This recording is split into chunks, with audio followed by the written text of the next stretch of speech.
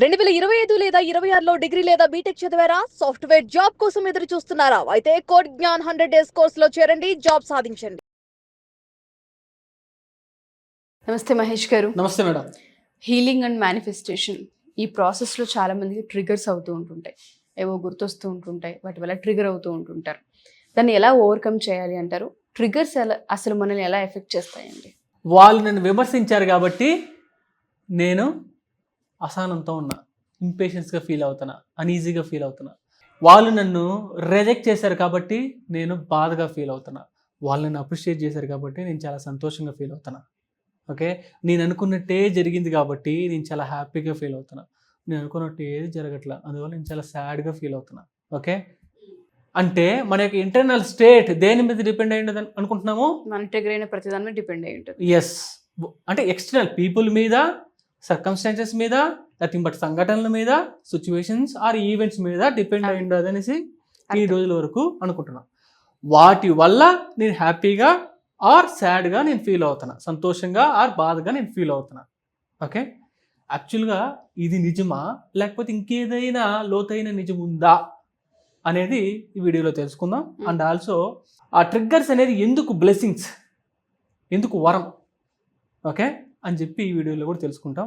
And also ఇప్పటి వరకు trigger అయినప్పుడు మీరు ఏ స్ట్రాటజీ యూజ్ చేస్తూ వచ్చారు, ఏం చేస్తూ వచ్చారో, దానివల్ల నష్టాలు ఏంటి, అండ్ ఆల్సో నేను చెప్పబోయే స్ట్రాటజీ ఏ విధంగా మీ యొక్క అత్యున్నత జీవితానికి ఉపయోగపడుతుంది అనేది కూడా తెలుసుకుందాం. ఓకే, జీవితంలో ప్రతి ఈవెంట్ కూడా, ప్రతి సిచ్యువేషన్ కూడా, ప్రతి సర్కమ్స్టాన్స్ కూడా, ఓకే, ప్రతి ఒక్కటి కూడా ఈ తెల్ల కాగితం లాంటిది. ఓకే, ఇది జస్ట్ ఒక న్యూట్రల్ ఈవెంట్. ఈ ఈవెంట్కి, ఈ సిచ్యువేషన్కి, ఈ సంఘటన, ఈ పరిస్థితికి నేను బ్లూ కలర్ పెన్ తీసుకొని, ఓకే, నేనేం చేసా, బ్లూ కలర్ పెయింట్ వేసా. ఈ న్యూట్రల్ ఈవెంట్కి నేను బ్లూ కలర్ పెయింట్ వేసా. బ్లూ కలర్ పెయింట్ వేయడం వల్ల అండ్ ఆల్సో దీనికి నేను ఏ విధంగా అర్థం చేసుకున్నానంటే దిస్ ఈజ్ గుడ్. ఓకే, ఇది ఈ విధంగా. ఓకే, ఈ సిచ్యువేషన్కి నేను బ్లూ కలర్ పెయింట్ వేసా, దిస్ ఈజ్ గుడ్ అని చెప్పి నేను అర్థం చేసుకున్నా. ఓకే, అండ్ ఆల్సో సేమ్ ఈవెంట్కి ఇంకొకరు సేమ్ ఈవెంట్కి వైట్ కాగితానికి రెడ్ కలర్ పెయింట్ వేసి ఇది డేంజర్, ఇది బ్యాడ్, ఓకే, ఇది బ్యాడ్ అని చెప్పి సేమ్ ఈవెంట్కి ఇది బ్యాడ్ అని చెప్పి మీనింగ్ ఇచ్చారు. ఓకే, ఇంకొకరు సేమ్ న్యూట్రల్ ఈవెంట్కి, ఓకే, సేమ్ ఈవెంట్కి ఇంకొకరు ఏం చెప్పారు, ఏం పెయింట్ వేశారు, అగ్లీ, బ్లాక్ కలర్ పెయింట్ వేసి అగ్లీ అని వేశారు. ఓకే, ఇప్పుడు చూడండి, ఈ న్యూట్రల్ ఈవెంట్కి మనం ఇచ్చాం పెయింటింగ్, మనం వేసాం పెయింటింగ్, దీనికి మీనింగ్ నేనేమో బ్లూ కలర్ వేసి దిస్ ఈస్ గుడ్ అని చెప్పి మీనింగ్ ఇచ్చా, ఇంకొకరేమో బ్యాడ్ అని చెప్పారు, ఇంకొకరేమో అగ్లీ అని చెప్పారు. Depends on their perception. అంటే దీనికి ఇన్హెరెంట్గా ఏ మీనింగ్ లేదు, మనం ఇచ్చాం. ఓకే, దీనికి మీనింగ్ నేను గుడ్ అని ఎందుకు చెప్పుంటా, నేను గుడ్ అని ఎందుకు చెప్పానంటే ఈ ఈవెంట్ని నేను గుడ్ అని ఎందుకు డిస్క్రైబ్ చేశానంటే బికాస్ దీనివల్ల నాకు ఎక్కువగా లాభాలు ఉన్నాయేమో, బెనిఫిట్స్ ఉన్నాయి, అడ్వాంటేజెస్ ఎక్కువ ఉన్నాయి ఈ ఈవెంట్ వల్ల, ఈ పరిస్థితి వల్ల, ఈ సంఘటన వల్ల. అందువల్ల నేను దీనికి ఏం చెప్పానంటే పేరు గుడ్ అని చెప్పి పేరు ఇచ్చా, అర్థం చేసుకున్నా. అండ్ ఆల్సో ఐ ఫీల్ దీనివల్ల నాకు ఎట్లాంటి ఎమోషన్ వచ్చిందంటే గ్రాటిట్యూడ్ అనే ఎమోషన్ వచ్చింది, హ్యాపీనెస్ వచ్చింది. ఎందువల్ల వచ్చింది, నేను ఆ విధంగా అనుకున్నాను కాబట్టి, దానివల్ల ఎక్కువ అడ్వాంటేజెస్ ఉన్నాయని చెప్పి అనుకున్నాను కాబట్టి, అందువల్ల నాకు గ్రాటిట్యూడ్, హ్యాపీనెస్ వచ్చింది. ఇంకొకరేమో బ్యాడ్ అని చెప్పి అనుకున్నారు. మేబీ వాళ్ళు ఎందుకు బ్యాడ్ అని అర్థం చేసుకున్నారంటే దానివల్ల అడ్వాంటేజెస్ కంటే కూడా డిసడ్వాంటేజెస్ ఎక్కువ ఉన్నాయి, డౌన్ సైడ్స్ ఎక్కువ ఉన్నాయి, నష్టాలు ఎక్కువ ఉన్నాయి, దానివల్ల కష్టాలే ఎక్కువ ఉన్నాయని చెప్పి వాళ్ళు అర్థం చేసుకోవడం వల్ల వాళ్ళకి బ్యాడ్ అని చెప్పి అర్థం చేసుకొని అండ్ ఆల్సో వాళ్ళకి ఏ ఎమోషన్ వచ్చింది, సాడ్నెస్ వచ్చింది, పెయిన్. ఓకే, పెయిన్ వచ్చింది. నాకేమో ప్లెజరు, పెయిన్. ఇంకొకరికి అగ్లీ. ఓకే, వాళ్ళు దానివల్ల ఇంకా భరించలేని కష్టాలు ఉన్నాయని చెప్పి వాళ్ళు అనుకోవడం వల్ల, వర్స్ట్ కేసు సినారియోస్ అంతా వాళ్ళు అనుకోవడం వల్ల, డౌన్ సైడ్స్ ఎక్కువ ఉన్నాయని చెప్పి, కష్టాలు ఎక్కువ ఉన్నాయని చెప్పి, భరించలేని కష్టాలు ఉన్నాయని చెప్పి అనుకోవడం వల్ల దానికి అగ్లీ అని పేరు పెట్టారు. అండ్ ఆల్సో దానివల్ల వాళ్ళకి డిప్రెషన్ వచ్చింది, అంటే సాడ్నెస్కి మించి, అంతకు మించి, ఓకే, డిప్రెషన్ వచ్చింది. యాక్చువల్గా ఈ ఈవెంట్కి ఎవరు పేర్లు పెట్టారు, మనం పెట్టాం. పేర్లు పెట్టాం. ఇన్హెరెంట్గా ఏదైనా మీనింగ్ ఉందా దీనికి? లేదు. ఓకే, కానీ మనుషులంతా కూడా మర్చిపోతూ ఉంటాం. మనం పెట్టాం దానికని చెప్పేదే మర్చిపోతుంటాం. సినిమాలో ఇన్వాల్వ్ అయిపోయి అది సినిమా అని చెప్పి మర్చిపోతాం చూసారా, నిజంగా చంపేశారేమో, ఓకే నిజంగా వాళ్ళు కోల్పోయారేమో మనిషిని అని చెప్పి వాళ్ళు ఫీల్ అయిపోతుంటాం చూసారా. అదేవిధంగా ప్రతి ఈవెంట్కి ఇన్హెరెంట్గా దానికి ఎటువంటి మీనింగ్ లేదు. మనము మానవులం, మనం పెట్టాం దానికి అర్థాలు ఇచ్చుకుంటూ వచ్చాం. ట్రిగర్స్ పెరుగుతూ ఉన్నాయి. ఓకే, ఇప్పుడు వాళ్ళు నన్ను క్రిటిసైజ్ చేశారు కాబట్టి నేను సాడ్గా ఫీల్ అవుతున్నాను, బాధపడుతున్నాను కాదు. వాళ్ళు క్రిటిసైజ్ చేసిన దానికి నిజాన్ని బాగా అర్థం చేసుకోండి, లోతైన నిజం. వాళ్ళు క్రిటిసైజ్ చేసిన దానికి, వాళ్ళు విమర్శించిన దానికి, దానివల్ల నాకు ఎక్కువ కష్టాలు ఉన్నాయి, నష్టాలు ఉన్నాయి, డిసడ్వాంటేజెస్ ఎక్కువ ఉన్నాయని చెప్పి నేను అనుకోవడం వల్ల ఓకే నాకు బాధ వచ్చింది. అంటే నేను ఏ విధంగా అర్థం చేసుకున్నానో దాన్ని బట్టి నా యొక్క బాధ, నా యొక్క హ్యాపీనెస్, నా యొక్క ఎమోషన్స్ అనేది డిపెండ్ అయి ఉంటుంది. అంతేగాని ఇన్హెరెంట్గా వాళ్ళు క్రిటిసైజ్ చేయడం వల్ల కాదు. ఇది నిజం. మనం ఏమనుకుంటాం, వాళ్ళు క్రిటిసైజ్ చేయడం వల్ల నేను సాడ్గా ఫీల్ అవుతాను. ఇది కాదు నిజం. వాళ్ళు క్రిటిసైజ్ చేసిన దానికి నాకు ఎక్కువ నష్టాలు ఉన్నాయని చెప్పి నేను అనుకున్నాను కాబట్టి నాకు ఆ విధంగా, అదే వాళ్ళు క్రిటిసైజ్ చేసిన దానికి నాకు ఎక్కువ లాభాలు ఉన్నాయని చెప్పి నేను కానీ పర్సీవ్ చేస్తే నాకు హ్యాపీనెస్సే వస్తుంది. అంటే సేమ్ ఈవెంట్కి డిఫరెంట్ ఎమోషన్స్ వస్తున్నాయి. ఎందుకు వస్తున్నాయి? నేను ఆ విధంగా అర్థం చేసుకున్నాను. అంటే మన యొక్క ఫీలింగ్స్ అంతా దేని మీద ఆధారపడి ఉండదు, మన యొక్క మీనింగ్స్ మీద ఆధారపడి ఉండదు, మన యొక్క పర్సెప్షన్ మీద ఆధారపడి ఉంటుంది. అంతేగాని సిచ్యువేషన్ మీద కాదు, మనుషుల మీద కాదు, వాళ్ళ యొక్క బిహేవియర్స్ మీద కాదు, వాళ్ళ యొక్క మాటలు కాదు. వాళ్ళ మాటలకి, వాళ్ళ యొక్క బిహేవియర్స్కి, దాన్ని నేనే విధంగా అర్థం చేసుకున్నాను అనే దాన్ని బట్టి నా యొక్క హార్ట్ అనేది డిపెండ్ అయి ఉంటుంది. Okay, and also bad sadness వాళ్ళు కానీ ఒకవేళ అప్రిషియేట్ చేయడం వల్ల నాకు ఎక్కువ నష్టాలు ఉన్నాయి అని చెప్పి నేను కానీ అర్థం చేసుకుంటే నేను సాడ్గానే ఫీల్ అవుతా. ఈవెన్ అప్రిషియేట్ చేసినా, అభినందించినా నేను ఎలా ఫీల్ అవుతా? సాడ్గానే ఫీల్ అవుతా. ఎందుకు? నా మీనింగ్ ఏమైనా ఉంది, దానివల్ల ఎక్కువ నష్టాలు ఉన్నాయని చెప్పి అనుకున్నాను కాబట్టి నేను సాడ్గా ఫీల్ అవుతున్నా. ఓకే, ఇది నిజమైన లోతైన నిజం.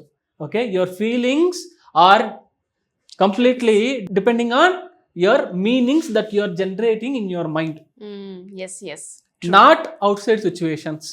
ఓకే ఓకే, ఇది లోతైన నిజం. ఇప్పుడు సపోజ్ నా దగ్గర గోల్డ్ కలర్ పెన్ ఉంది అనుకుందాం. ఓకే, నేను ప్రతి న్యూట్రల్ ఈవెంట్కి గోల్డ్ కలర్ నా దగ్గర పెన్ ఉంటే, ఓకే, ఆ పెయింట్ ఉంటే నేను వేయగలుగుతాను. ఓకే, కానీ కొంతమంది ఓన్లీ బ్లాక్ వేసుకుంటున్నారు. దానికి అర్థం ఏంటంటే వాళ్ళ దగ్గర బ్లాక్ కలర్ మాత్రమే, ఆ మార్కర్ మాత్రమే ఉంది, ఆ పెయింట్ మాత్రమే ఉందని అర్థం. అంటే వేరే పెయింట్స్ వాళ్ళ దగ్గర లేదు కాబట్టి వాళ్ళు వేయలేకపోతున్నారు, ఉంటే వాళ్ళు కూడా వేస్తారు. ఓకే, చూడండి ఇక్కడ marker is equal to beliefs. Markers ఏంటి? బిలీఫ్స్. నా యొక్క బిలీఫ్స్. నా దగ్గర మంచి బిలీఫ్స్ ఉన్నాయనుకోండి, గ్రీన్ వేస్తా, గోల్డ్ కలర్ వేస్తా, బ్లూ వేస్తా. నా దగ్గర ఉంటేనే నేను వేయగలుగుతా. ఓకే, నా దగ్గర లేదంటే నెగిటివ్ బిలీఫ్స్ ఉన్నాయంటే, రెడ్ ఉంది, బ్లాక్ ఉంది అనుకుంటే అది మాత్రమే వేసుకుంటున్నా. నాకు ఆ సిచ్యువేషన్ ఎందుకు అంత డార్క్గా కనబడుతుందంటే నా దగ్గర పెన్సే లేవు కాబట్టి. ఓకే, అంటే నా దగ్గర బిలీఫ్స్ లేదు కాబట్టి నాకు ఆ విధంగా కనబడుతుంది. ఓకే, యాక్చువల్గా సిచ్యువేషన్ వల్ల బాధ రావట్లే. అండ్ ఆల్సో ఐఆమ్ రిచ్ అనేది మాత్రం నా దగ్గర ఉంటే, ఓకే, బయట ఎకానమీ తగ్గచ్చు పెరగచ్చు, మార్కెట్ ఎట్లయినా ఉండొచ్చు, నా దగ్గర గోల్డ్ కలర్ పెన్ ఉందనుకోండి, nothing but I'm rich, I'm abundant అనే పెన్ ఉంటే దాన్ని వేసి వేసి వేసి వేసి ఓకే, ఈ ఎక్స్పీరియన్స్ని కూడా, అంటే కొత్తగా రాబోయే సిచ్యువేషన్ కూడా నేను గోల్డ్ కలర్ పెన్ వేస్తాను. దాన్ని కూడా అత్యద్భుతంగా మార్చుకొని అబండెంట్గా రిసోర్సెస్ని క్రియేట్ చేసేసుకుంటా. It completely depends on my pens, అంటే మై బిలీఫ్స్. ఓకే, అర్థమవుతుందా? ఇక మీదట నాకు నష్టాలు వస్తున్నాయి, నాకు భయం వేస్తుంది కాదు, నా దగ్గర పెన్ లేదంతే. ఎలా అంటారు? ఎలా క్రియేట్ చేసుకోవాలి సిచ్యుయేషన్స్? ఎస్, ఇంకా కూడా డీపర్గా అండర్స్టాండ్ చేసుకుంటాం. సపోజ్ ఏ పర్సన్ ఉన్నారు, బి పర్సన్ ఉన్నారు. ఏ పర్సన్, ఇద్దరికి మ్యారేజ్ అయింది. వాళ్ళ వయసు వచ్చి మామ నెక్స్ట్ 1 వీక్ మేము ఉండము, మేము పిక్నిక్ వెళ్తున్నాం అని చెప్పి వాళ్ళ యొక్క హస్బెండ్స్ దగ్గర చెప్పొచ్చారు. చెప్పి వాళ్ళు వెళ్ళిపోయారు. హస్బెండ్ ఏ ఆయన చాలా సెక్యూర్ పర్సన్, అంటే అతని దగ్గర గ్రీన్ కలర్ పెన్ను, ఇంకు దండిగా ఉంది, secure person. Husband be dark colour, okay, black colour, insecurity ఎక్కువ, ఇన్సెక్యూర్ పర్సన్, భయం ఎక్కువ, బెత్తర ఎక్కువ. ఓకే, ఇప్పుడు ఏం జరిగింది? ఈవెంట్ ఏం జరిగింది? వైఫ్స్ వచ్చి బాయ్ బాయ్ పిక్నిక్ వెళ్ళి వస్తామని చెప్పారు. ఏ పర్సన్ ఎలా ఆలోచన చేస్తాడు?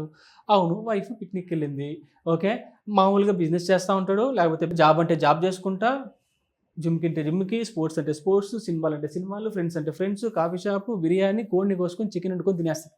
ఓకే, హ్యాపీగానే ఉంటాడు. అప్పుడప్పుడు ఫోన్ చేసి మాట్లాడతాడు, అంత బాగానే జరుగుతుందని చెప్పి మాట్లాడుతూ ఉంటాడు. అండ్ ఆల్సో ఈ బీ పర్సన్ ఉన్నారు చూసారా, బీ పర్సన్ ఎందుకు వెళ్ళింది, అసలు అక్కడ ఏం జరుగుతోంది, నన్ను పిలవకుండా తను మాత్రమే ఒంటరికి వెళ్ళిందంటే అక్కడ ఏదో జరుగుతోంది, నాకు ఏదో సందేహంగా అనిపిస్తుంది. అండ్ ఆల్సో నేనంటే ఇష్టం లేదేమో, ఓకే, నాకు విలువ లేదు అని చెప్పి ఈ రకమైన ఎమోషన్స్ అంతా కూడా ఫీల్ అవుతున్నాడు. కారణం ఏంటి, అతని దగ్గర ఓన్లీ బ్లాక్ కలర్ ఇంక్ మాత్రమే ఉంది. అంటే అతని లోపల ఉన్న బిలీవ్స్ ఏంటంటే, మార్కర్స్ ఏంటంటే, ఓకే, ఆ రెడ్ కావచ్చు, ఆ బ్లాక్ కావచ్చు, I'm not worthy of loving relationships అనే పెన్ ఉంది.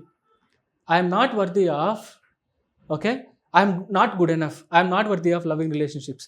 ఎప్పుడైతే ఈ డార్క్ కావచ్చు, ఈ రెడ్ కలర్ పెన్స్ మాత్రమే ఉన్నాయో, అతను ప్రతిదానికి అతని దగ్గర ఉన్నది అది మాత్రమే వేసుకుంటున్నాడు. అందువల్లే ఆ విధంగా కనబడుతుంది.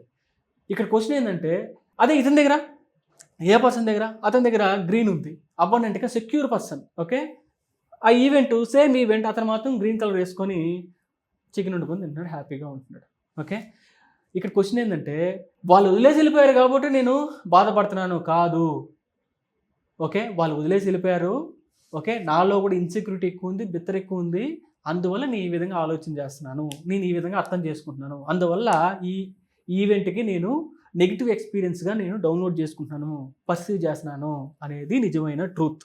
ఓకే, ఇంకా మీదట ఇప్పుడు ట్రిగ్గర్ వస్తే నేను ఎందుకు ట్రిగ్గర్ అవుతున్నాను, వాళ్ళు ఎందుకు ఆ విధంగా చేశారు, ఓకే, కాదు, ఇది కాదు రైట్ క్వశ్చన్. నేను ఎందుకు ట్రిగ్గర్ అవుతున్నాను, నా దగ్గర ఉండాల్సిన మార్కర్స్ ఏంటి, ఓకే, నా దగ్గర ఉన్న పెయింట్ ఏంటి, కొత్త పెయింట్ ఏంటి. చూడండి, ఇప్పుడు ఏ పెన్ అయితే యూజ్ చేస్తారో మామూలుగా ఈ మార్కర్లు అయితే అయిపోతుంది ఇంకు, కానీ ఈ బిలీఫ్ అనే మార్కర్లో యూజ్ చేసే కొద్దీ ఇంకా పెరుగుతూనే ఉంటుంది. ఓకే, మీరు గోల్డ్ ఎక్కువ యూజ్ చేస్తూ ఉంటే ఇంకా గోల్డ్ పెరుగుతూ ఉంటుంది. అర్థమవుతుందా, ఇంకెప్పుడు తరగదు. ఓకే, ట్రిగ్గర్స్ ఎందుకు బ్లెస్సింగ్స్, ఫస్ట్లో చెప్పా, ట్రిగ్గర్స్ అనేది ఒక బ్లెస్సింగ్స్ అని చెప్పి. ఎందుకు బ్లెస్సింగ్ అంటే, చూడండి, మీరు ట్రిగ్గర్ అయ్యారనుకో, కోపం వచ్చింది, ఒకరి పట్ల ఎన్వీ వచ్చింది, ఒకరి పట్ల జలస్ వచ్చింది, ఇన్సెక్యూరిటీ వచ్చింది, ఓకే, ఫ్రస్ట్రేషన్ వచ్చింది, రకరకాల నెగిటివ్ ఎమోషన్స్ వచ్చాయి, మీరు ట్రిగ్గర్ అయిపోయారు. ఓకే, ట్రిగ్గర్ అయ్యారంటే ఇమ్మీడియట్గా మీరు ఆలోచన చేయాల్సింది ఏంటంటే, యూనివర్స్ పోస్ట్ మ్యాన్ రూపంలో ఏదో ఒక లెటర్ ఇచ్చింది అని చెప్పి ఆ విధంగా మీరు అర్థం చేసుకోవాలి. ఇక్కడ trigger is equal to blessing అంటే, యూనివర్స్ నువ్వేదో కావాలనుకున్నావు, ఏంటి, అబండెంట్గా ఉండాలని చెప్పి, లవింగ్ రిలేషన్షిప్లో నేను ఉండాలని చెప్పి నువ్వు కావాలనుకున్నావు. దాన్ని నువ్వు పొందాలంటే నీలో ఏదో బ్లాక్స్ ఉన్నాయి.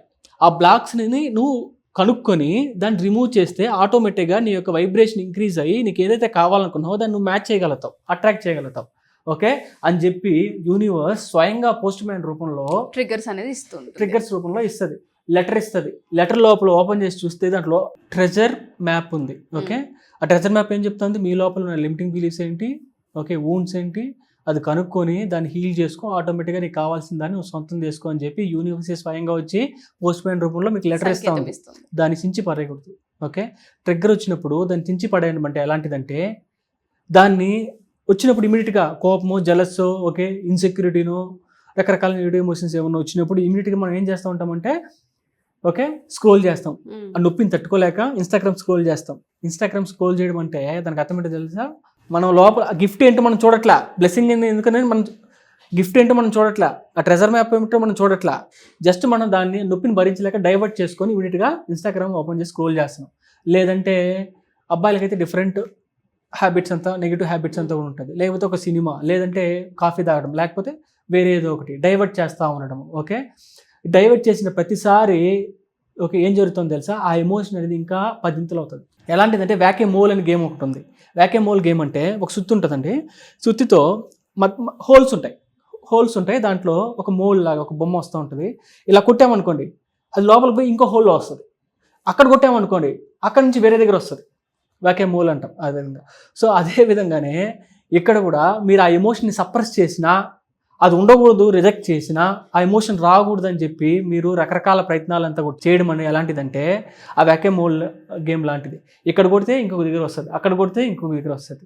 దానికి మీరు ఏం చేయాలంటే అబ్జర్వ్ చేయాలి. అప్పుడు మీరు అవ్వాల్సింది ఏంటంటే వారియర్ అవ్వకూడదు, దాంతో ఫైట్ చేయకూడదు, ఓకే, దాన్ని అసహించుకోకూడదు.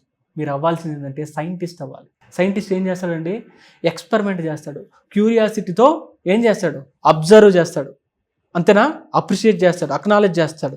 అదే రకంగానే మీకు ఎమోషన్ వస్తే ఒక క్యూరియాసిటీతో ఒక సైంటిస్ట్ లాగా ఆ అవతారంలో మీరు దాన్ని మీ లోపల సెన్సేషన్స్ ఏ విధంగా వస్తున్నాయి, ఓకే, మీ బాడీ ఏ విధంగా రెస్పాండ్ అవుతుంది అని చెప్పి మీరు అబ్జర్వ్ చేస్తే స్లోగా ఎమోషన్ అనేది, ఆ ట్రిగ్గర్ అనేది డిజాల్వ్ అయిపోద్ది. అండ్ ఆల్సో ఆ లిమిటింగ్ బిలీఫ్ అనేది ఆటోమేటిక్గా పోతుంది. ఓకే, మీరు కానీ దాన్ని సప్పర్స్ చేసినా, దాన్ని ఫిక్స్ చేయాలని చెప్పి రకరకాల నెగిటివ్ హ్యాబిట్స్ కోపింగ్ స్కిల్స్ ఎంచుకుంటే దానికి అర్థమైందంటే అది ఇంకొక రూపంలో వస్తుంది. సో మీరు చెప్పినట్టుగానే ట్రిగర్స్ అనేది బ్లెస్సింగ్, దాని ఒక సంకేతంగా తీసుకొని దానిపైన వర్క్ చేయడమే చూడాలి తప్ప వేరే వాళ్ళు అన్నారు అని చెప్పి ఆ ట్రిగరింగ్ని, ఆ బిలీఫ్ని ఇంకొంచెం స్ట్రాంగ్ చేయకూడదని చాలా క్లియర్గా అర్థమైంది. సో ఇది ఎస్పెషల్లీ మనీ విషయంలో అయితే ట్రిగర్స్ అనేది మనం రూట్ కాజ్ని వెతికి దాని మీద పనిచేసే విధంగా ఉండాలి తప్ప బ్లేమ్ లా తీసుకోకూడదని అర్థమైంది. థ్యాంక్ యూ మహేష్ గారు, thank you so much. Thank you madam.